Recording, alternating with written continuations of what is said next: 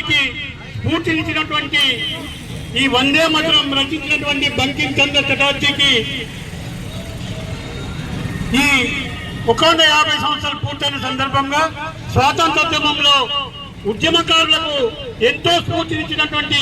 ఈ వందే మాతరం గేయాన్ని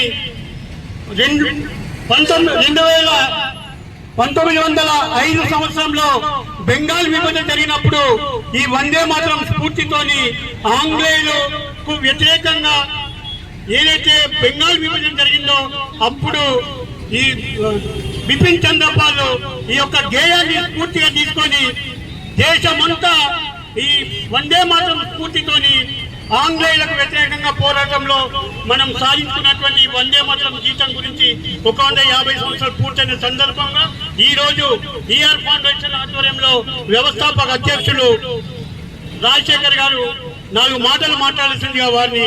ఆహ్వానిస్తూ కోరుతా ఉన్నారు. 150వ జయంతి గీత రచించి ప్రజల యొక్క అప్పుడు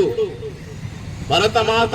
దాస్య శృంఖలాలు విడగొట్టడానికి కోసం ఈ యొక్క పోరాటం ఏర్పాటు చేసినటువంటి బంకిం చంద్ర చటర్జీ గారు మన భారత జాతి నరనరాల్లో ఈ వందే మాతరం యొక్క గీతాన్ని మన యొక్క భావ జాలంలోకి తీసుకొచ్చి మనందరి యొక్క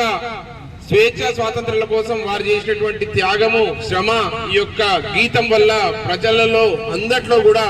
ఒక గొప్ప స్ఫూర్తినిచ్చి మన భారత జాతి 1947లో స్వాతంత్రం సిద్ధించడానికి కారణమైనటువంటి ఈ యొక్క గేయం 100% ప్రజల యొక్క గుండెల్లో శక్తిని బలాన్ని మంత్రాన్ని ఇచ్చి మన యొక్క ఆంగ్లేయుల యొక్క దాస్య శృంఖలాల నుంచి విడిపోవడానికి కారణమైనటువంటి ఈరోజు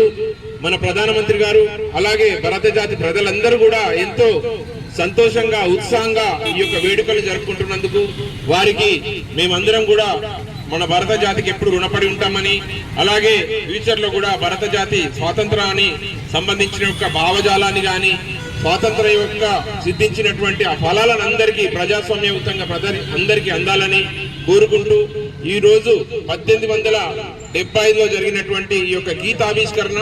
150 సంవత్సరాల తర్వాత కూడా అంతే ఎత్తున ప్రేమగా భారత జాతి మొత్తం కీర్తిస్తున్నటువంటి మన